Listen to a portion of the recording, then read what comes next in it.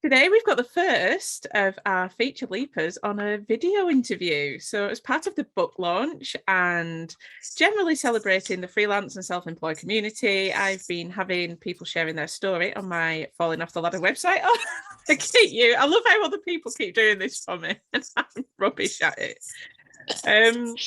So this is the first one where someone has said, let's do it on video. So amazing stuff. We'll see how this goes and how I've got to get back in presenter mode and interview mode. I'm so used to being on the other side, but it's great to have you here. So today we've got Leonie, who, do you want to tell us a little bit about what you do, first of all? Yeah, I suppose I'm in a bit of a transition, kind of falling off my own ladder in a way at the minute. Spent many years in the construction industry. Nearly 20 years of that has been winning work, so pitching for quite big pieces of infrastructure or construction work. And now I'm transitioning into doing totally new things, helping other people to develop their mindsets and help them to think in a way that's more structured, more strategic, and attract the kind of things that they want from life rather than really struggling to achieve them. Yeah. Oh, amazing. It's so perfectly aligned with obviously what I'm yeah trying to do. Absolutely. Yeah, slightly different, but I totally resonate with what you're talking about. Absolutely, because I have had my own falling off the ladder journeys. Yeah, and that's great that your job is now helping others do that. I mean, that's obviously kind of a sphere that I'm almost accidentally ending up in now, but that is, that's what you do now, isn't it? So really trying to help that shift. And what is the particular mind shift? I nearly swore then. I can never say mindset shift. I've got to watch that one. What is that shift that they're needing to make in that industry then? Well, what I teach or coaching can really be applied to anything at all. So I've applied it to a number of very varied scenarios in my own life. And I've worked with clients that have applied it to very varied scenarios in their own lives as well. So it's something that's very flexible. Actually, what I show them is a very strategic way of thinking that smashes apart the old paradigms that they might have had. So a paradigm is really a habit, it's a way of thinking, it's something that we acquire throughout our lives from being very little babies, and it's all really based on our interpretation of what's going on around us. So helping people to really take control of that and make them aware that it exists in the first place, and then apply it to their lives so that they get totally different outcomes.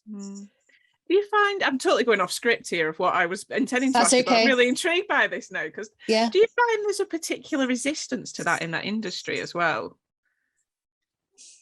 It might be me being very stereotypical here, but in which industry? Resistance to change in construction? Yeah.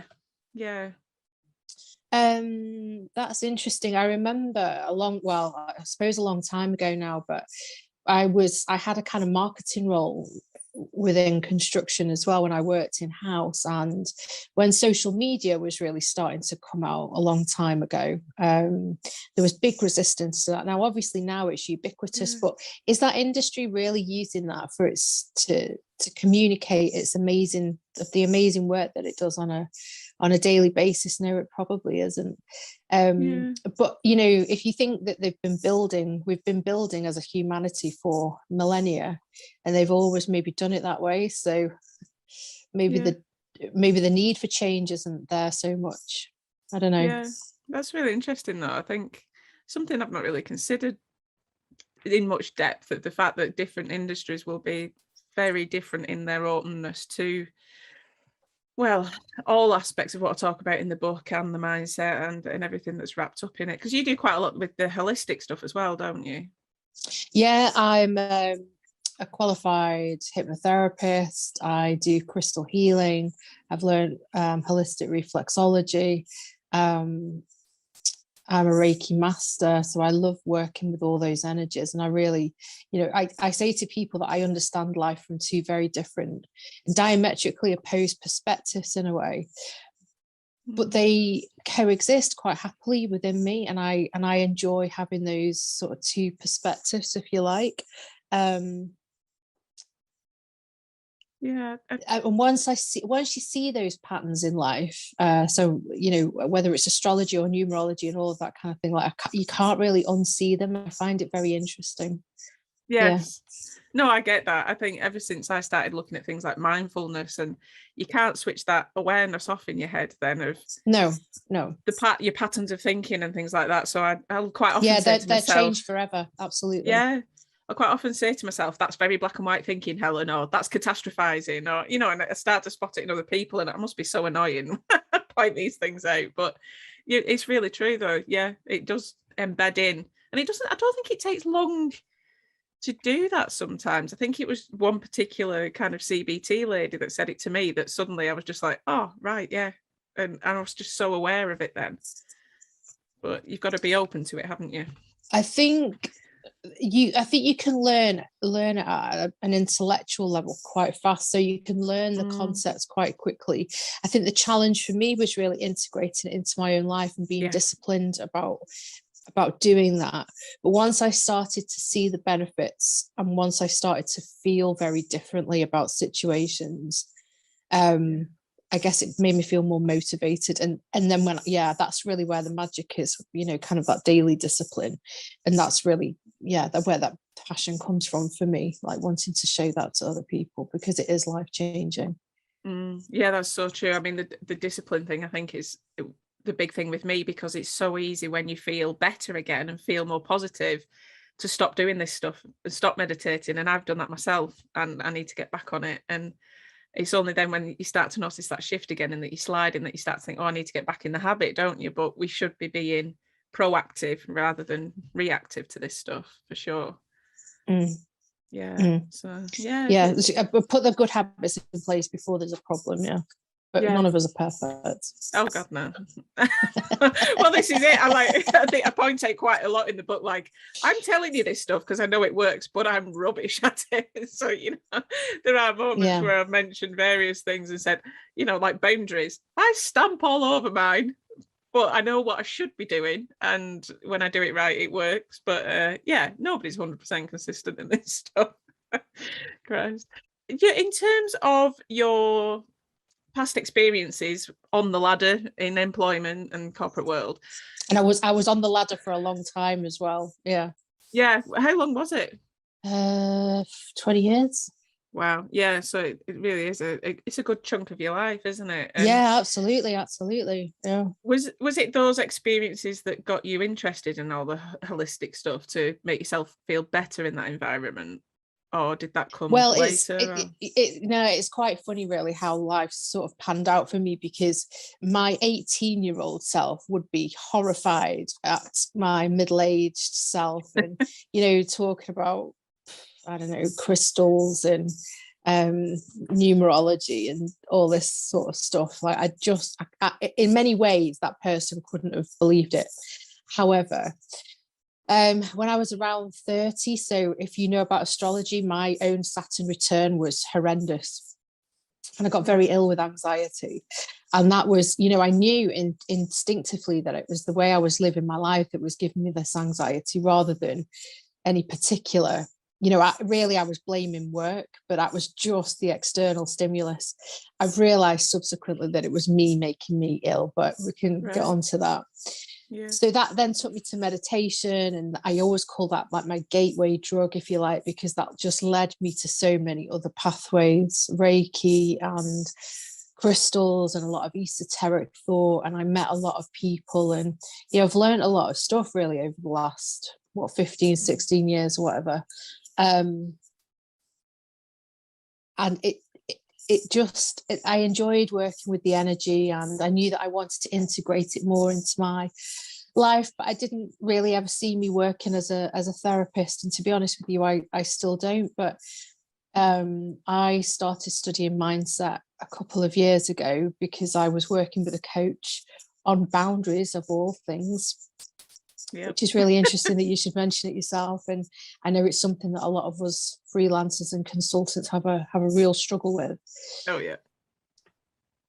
And mindset kept coming up, but I didn't really understand what it meant. And even now people say to me, oh yeah, mindset, I think really positively, but it's so much more than that. So I've spent the last couple of years really sort of studying it hard. And to be honest with you, with everything that happened last year, that was really one thing that was a game changer for me. Absolutely. Yeah, it helped me deal with what was going on around me in a much more measured way. Yeah.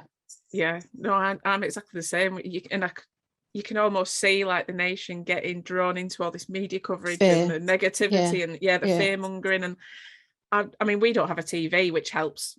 Okay. We weren't sat watching the news every day and stuff like other people, but you could just see them being drawn in. And I did feel like I had that level where I could just switch that off and at least make a realistic measure of it rather than just see what the media were telling you and stuff. Absolutely. And I mean, it's the last 2 years have definitely had a detrimental effect on the nation's mental health, haven't they? I mean, there's not mine though. Not mine though. Yeah.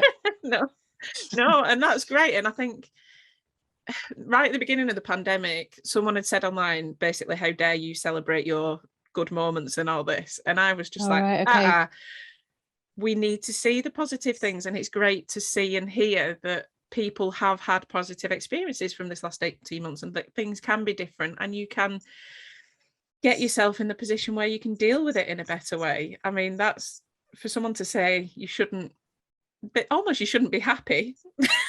It's insane. But so that's great to hear from another perspective, actually, that you have that you had the mindset to deal with it.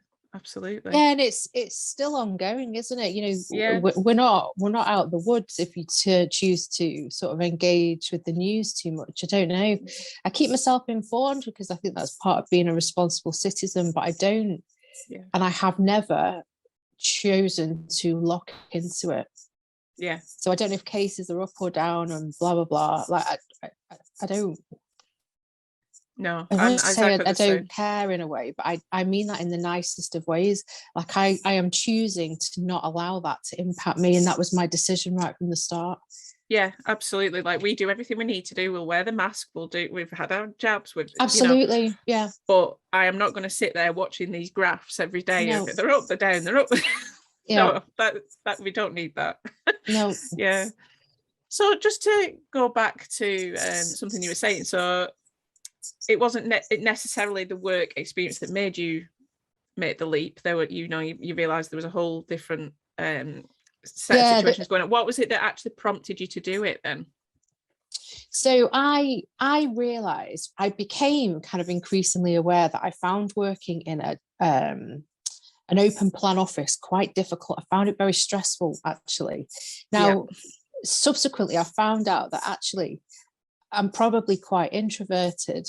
People are very surprised when they hear that, but I am, and I also do a job that requires a lot of concentration, or I did a job that required a lot of concentration at quite a deep level to be able to sort of write the technical stuff that I do write, and I still do. I find that working from home provides that platform to enable me to do it much more easily. And I also found as well that the working day didn't necessarily suit me in terms of the hours. So more naturally now I can be at my desk for 4 or 5 in the morning, and I've done half my work before 10 o'clock, at least half my work. And then the rest of the day, I'm kind of catching up. I'm having meetings. I'm maybe having one-to-ones because I'm, committed to networking and building that network in a really structured way. So I just use my time in a very different way. But the one event that really kind of kicked it off, I was sacked. I was kind of enticed into this other job, and my gut actually was saying you shouldn't do that. But then the other side of me was thinking, well, it's a bigger job and this, that, and the other, and always go with your gut, guys. Never ignore how what your gut is telling you. It just wasn't going to work out, and it came to that decision pretty quickly, probably within about 10 weeks. So, you've got all that trauma, but that trauma literally lasted a couple of hours. And then the next day I kind of got up and I was making myself a coffee, and this little voice went, I'm just going to do it myself. I'm just going to work for myself. And I kind of spoke to lots of people and let them know what I was doing. And I went through my LinkedIn kind of connections and I told everybody. And to be honest with you, I've never really been out of work since that minute. Yeah. I've been very lucky, by the way, guys. I've been very lucky. I had 20 years in an industry and I had lots of relationships. That was what enabled me to, that was what propelled me forward. And, you know, subsequently my business model has sort of changed, but I've been very lucky and I've been very, very grateful, but it just goes to show that actually anything's possible. Yeah, absolutely. I mean, I quite often say that I accidentally became self-employed, but actually, yeah, me too, by the way. Yeah, but then I think that almost does ourselves a disservice, because actually, like you, I'd spent 10 years building connections. I'd been doing my business on the side as a little hobby, you know, and it was the fact that I had the business name set up and the bank account and all these things that then when I fell out of the employment world and just handed my notice in with no plan, that I was ready to at least get started on my own, even though I thought it was going to be temporary, because someone contacted me about this contract job and it was going to be 10, well, initially actually it was about 6 months, I think, and it ended up being 10, and I won that contract within 2 days of handing my notice in. And I, like you say, I appreciate that I was so lucky with that. But then doing that experience made me think, oh, I can actually do this on my own. And I just never thought I could before. So sometimes it's just a funny set of circumstances, isn't it, that just propels you into, I think, that realization. Yeah, everything for me just lined up exactly right. I mean, there's things, if I'd have known what was going to happen in advance, I probably would have tweaked a couple of bits. But you know, it kind of focused the mind, didn't it? And you know, my initial goal was really just to get to Christmas and then get to Easter, and each of those sort of times milestones kind of came and went, and I was still finding work and stuff and still getting clients. And so here we are, like, what, 8 years later or whatever. And right. Wow, I didn't realize it had been that long, actually. I've done some amazing things, and like to try and help other people that are sort of setting out, really. Well, that's it. I think it's the self-employed and freelance community. I mean, I've harped on about this enough in the last 2 weeks, but they are amazing and they do really help each other. And I think if someone's looking to make that leap, they only need to reach out to a few people, don't they? And they'll get some absolute nuggets of gold of what they need to do, and advice on actually doing it, on how to get yourself out there. And I'd luckily spent quite a while on LinkedIn before I fell off the ladder, because I knew I was either going to have to change jobs or I was going to have to, something was going to have to change. So I started getting visible, getting a feel for what was out there in terms of actual employment. But it helped build my visibility for when I then did make the leap. I was there and people knew who I was, and it was so important to have done that. So it's little things like that I think people just need a little bit of guidance on, don't they? Because they're terrified of, and quite understandably, of this huge leap. Quite understandably. It had only been sort of 6 months before that happened. I remember having a chat in my previous job about, I'd love to work for myself, I'd love to do something by myself, I would never dare. Well, the universe was obviously listening and put me in the situation where it was do or dare. Do you know what I mean? Mine was people telling me I should work for myself and me saying, oh no, because obviously they knew I had my business on the side, and saying, why don't you do that full time? I was like, because it's just like little crappy low paid jobs I'm doing for like 50 quid here or there. I can't make a living of that. And then I mean, the business has changed from what it was then to what it is now. It's been quite a cataclysmic shift, but like I said, that gave me that foundation, I think, and also the confidence to actually deal with clients and things, even though it had been for much smaller jobs than the huge contracts I'm doing now and stuff. But it gives you that confidence in actually dealing with people, and it's a practice run, isn't it? I think that's really nice when you get that kind of practice area before you actually make the leap.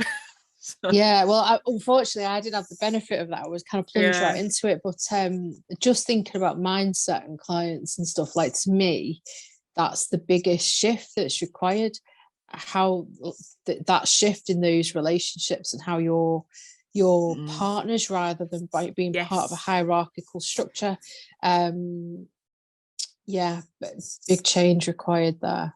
Yeah, and it's even things like pushing back on when they expect some clients expect you to be almost like their employee, don't they, and be at your desk 9 to 5 and all that. And like you say, I'm very much like you, that I can work random hours. You know, I get a second wind at 9 o'clock at night and I can write till 2 a.m, but then I'd have a lie-in, and you know, you've got to find your rhythm. But if that works for me, then that's great. And if it means that instead of sitting at a desk absolutely shattered at 8 o'clock in the morning, struggling to get anything done, that I whiz through it in half the time at 9 o'clock at night, then why is that not a good thing? Why would you not do that? Exactly. So I feel the same about afternoons, for example.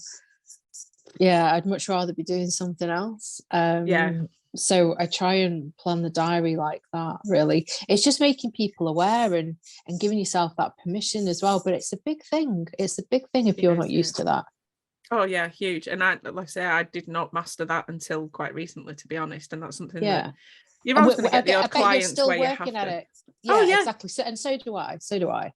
And you still get that feeling of guilt if you're not at your desk, I think, sometimes with certain clients, because they do expect it, don't you? You think, oh God, they're going to think I should be there when I'm at the gym or I'm out for a walk or something. But, you know, we all need that time out as well. And whatever makes you work better, you should absolutely be able to do that. And that's not just in self-employment. This is part of my whole rant about the employed world, that making someone sit at a desk 9 till 5, they have to have their lunch between 12 and 2. They have to, you know, you're only allowed 15 minutes for a fag break. And it's just so rigid. There is no flexibility for people, like you say, that are introverts and don't want to be in an open plan office. That was huge for me. I really, really struggled with that. Not just the sounds, but the smells of people making their lunch, because I have a lot of food allergies and stuff as well. So if people cooked things like fish, porridge, it made me feel sick. And, you know, there was just this whole world that I didn't realize what impact that had on me till I left and sat in this little room. And now I'm like, it's the sound of it's the sound of typing for me. I don't know why, it literally drives me around the bend. Sorry, everybody. No, well, I must admit, you know, if people have the phonics on the phones, the tapping, it infuriates me. Well, it doesn't infuriate me. Electronic noises seem to like really trigger anxiety in me. Like dings, text messages, all of that. I hate it. I must admit, so I'm much happier working by myself and connecting with people on Zoom. I just find it a much more efficient way to work. It is.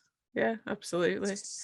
So how would you say that working for yourself has changed your life then? You know, if you had to summarize it, how would you say it's impacted you, good or bad? In lots of ways, really. I think I've learned about boundaries, that is for sure. I never even really knew they existed. Do you know that? I think I did. And I know that might sound a little bit ridiculous to people, but I didn't know they existed. So there's that. I've learned a lot about mindset and how it impacts us and how it impacts our lives. And I'm really grateful for those experiences, because I've changed my perception from, you know, experiences that I thought were very difficult and had a very detrimental effect on me. I've turned them into something that's very positive and very energizing. So I find that fascinating. So that's a big thing. I think there's something around kind of managing my day in accordance with my own circadian rhythm, if we want to call it that. But I think when I'm, you know, still doing some bid work, there are some expectations, because I'm still working as part of a virtual team, so I still do need to work within that. But the goal is really to kind of move away from that structure altogether, because that's just not how I want to live my life. No, I appreciate that it's necessary, but it's just not necessary for me. And you know, some people are happy with that and that structure. Absolutely, some people really kind of thrive in that environment. I just it's not right for me. No. But I've loved and it. I think the thing that I just love to change is the perception that we're broken almost if we don't fit into that mold. And that's the thing that I really want people to understand, that just because they didn't fit into that ladder and that structured 9 to 5 life doesn't mean that there's something wrong with you. It just means you work in a different way. And I mean, really, it's a paradigm, and I would challenge anybody to kind of challenge that paradigm. Yeah. The definition of success is not being necessarily successful within that paradigm. You can choose your own paradigm. That's what you're telling people, and it's what I also believe in as well. It's a big part of mindset. You decide what your life is like. Oh yeah. I mean, I spent 15 years trying to climb that ladder because they told us that success was working your way up to be a team leader, then a head of this, and then a CEO, so I tried from every angle trying to get up that damn thing, and I just couldn't do it, and so I felt like a failure. And actually, obviously it's in the book that the key thing for me was then to realize that that was not my definition of success. So I redefined that, and now I'm succeeding, because I'm hitting all those things I want to do in life generally. And that is such a mindset shift to get yourself away from that, because obviously the media and even your friends on Facebook and everything, you see them still working up that ladder and defining that version of success when you're going off on a different, like say, paradigm. But what a bloody amazing place it is when you realize that you are happy in that different route, for sure. And I think, and it comes across in your work, doesn't it? I think it really shows to clients. And well, look at what you've achieved since you've left. You do something completely unique. I don't meet many people that do what you do, and you've written a book. Flipping, a lot of us could only dream of writing a book. Yeah, we can see it. It's been, I never thought I would do it. I definitely thought I would just write a kid's book or something, which, like I said, there is one in the works that's coming some point. But I don't know, it kind of felt, I think I just got to a point where this book fell out of me because I wanted to talk about this stuff, and I can still see other freelance people struggling with all these things that we've been talking about, like the barriers and the success definition and So I just felt a need to do it. And like I say, I don't think I'm the guru. I don't think I've done everything right by any means. Christ, I did everything wrong in the corporate world. But me too, by the way. Me too. Yeah. But it's just because we didn't fit. It's fine, and I can accept that now. If I compare me now to 3 years ago, good God, what a change. And it's just self-employment that's done that. Absolutely amazing. So, I mean, I think I know the answer to this question. Would you ever go back to working for other people? I'm totally unemployable now. They wouldn't have me. That's what I keep saying. Yeah, I've written totally unemployable. Now I've written a book about it. Certainly no one's going to... Yeah. No. Burn those bridges, but it's okay. It's all good. They've probably burnt the bridges and locked me out. Yeah, I'm totally unemployable. So the answer is no. No. I'd do anything working for myself, I think, rather than going for others. But it's really interesting because there are those people that still teeter. Like I've seen, quite a lot of conversations in like Freelance Heroes and stuff where people say, "Oh, someone's offered me this full-time job. I might go back for the security," and then you kind of wonder what self-employed life they've had and whether they've really embraced. It's just because the paradigm of employment is much stronger than self-employment. That's all it is. And that's where they feel secure. Yeah. It's just working on building that new paradigm. That's what they need to do.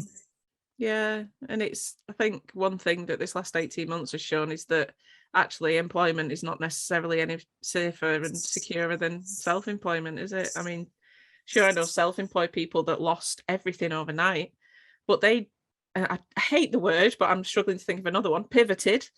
And, they created a whole new business and actually really found something they love doing. And, one of the biggest examples is Sophie Cross, who lost all her work because she worked doing marketing and copying stuff for the travel industry. Obviously, that just went kaput. And she pivoted and she's created Freelancer magazine. I mean, what an amazing thing to come out of such shitty time. But she just went, you know what? I've always wanted to be an editor of a magazine. I'm going to do it. It happened. Yeah, good for her. Yeah, Yeah. absolutely. Yeah. And what a powerful mindset she's got to take that experience and turn it into something amazing. And it's what you were saying before, isn't it? That, and I feel the same about the book, that I've took this really crappy experience I had, and I feel like I've done something positive with it now, and that has just made me move on from those experiences, and actually put it behind me, I think, now. So yeah, it's really powerful. So what would be the best bit of advice you would give to someone embarking on self-employment? I think it is it is conscientiously and consciously building your network in a very systematic and structured way. Make the effort to know everybody. Yeah. And don't ever dismiss anybody because they don't do something that you don't understand, or they don't do something that you think is going to be useful. You never know who knows who. And so build your network assiduously and keep in touch with people. Don't dispose of anybody. Yeah. Manage your network like you manage your career. Yeah. No, I like that. Because I think one thing that always baffles me is people when they say about they're really selective with who they accept on LinkedIn. Now, I don't accept everybody, but the contacts that have come to me for work are people I would never expect, or I wouldn't have looked at them and thought, oh, that's a pet food company. Well, I'm not going to bother linking to them. And then they approach me for work and stuff. And you're like, why cut that out? And like you said, you don't know who they know. You don't know who they live with, you know, who might have a business that wants to connect with you. So yeah, definitely be a bit more open with your networks and, like you say, connect with them. I mean, yeah, because you can I always send people a note like, hi, how nice to meet you, thanks for connecting with me. Tell me more about what you do. Yeah. And the way we've connected is just, was it through Twitter originally? Yeah, because we've only connected on LinkedIn this morning. I took a bit of time off Twitter last year. I found it energetically a very difficult place. Like, just everybody seems to have an opinion, and a lot of it wasn't very nice. Yeah. So I've learned how to mute lots of words. So I've muted a lot of words, like cleaned my whole feed up and all of that sort of stuff. So yeah, spend a bit more time on Twitter now. That was where we met. Yeah, and I'm really in awe of how consistent you've been with your social media. That's a hands up to my VA there for that. Well, she's amazing. She's doing a great job. She is. I fling random stuff at her. She actually forms it into tweets and things, and then gets it out and schedules it out there for me. So she's doing an amazing job. She is. It's because it's one of the things that slides for me if I don't have that support. And you know, when people keep saying to me, how are you doing so much? And yeah, I'm still doing a hell of a lot myself, but I do have the support of an accountant and a VA and a financial advisor and then an amazing network. And yeah, I think she's been like gold dust for me because, you know, I can like write a blog post, and then I hate WordPress, so I fling it to her to upload, and can you put this on the website? Can you do it? And it's just so nice to have that support of someone that can just go, yeah, done. And like this morning, she's emailed me going, right, because we're moving my website. She's done an hour's work on that before I've even got up. Like, hurrah, that's amazing. So, and it'll just, you know, sent me a list of have a think about this, and this. And I'm like, okay, yeah, done, right. And she'll fix that tomorrow. And having that is, I know a lot of people say, oh, well, I can't afford to outsource and stuff, but she gets that stuff done in half the time I would. And it allows me to concentrate on my client work where, you know, I'm pulling the money in. So it's a no-brainer for me. Why would you not? Always outsource the stuff that you're not an expert at. It'll save you so much time and consequently money. Yeah. Fines from HMRC. Yeah, always. Yeah. No, I think that's spot on though. I think and it's an overwhelming theme for everyone I speak to that network is key. Network and community. Get yourself out there, engage with people. Don't just sit and watch, you know, comment on posts and give advice, and when you want it back, they will give it you back. I mean, the book launch has shown that.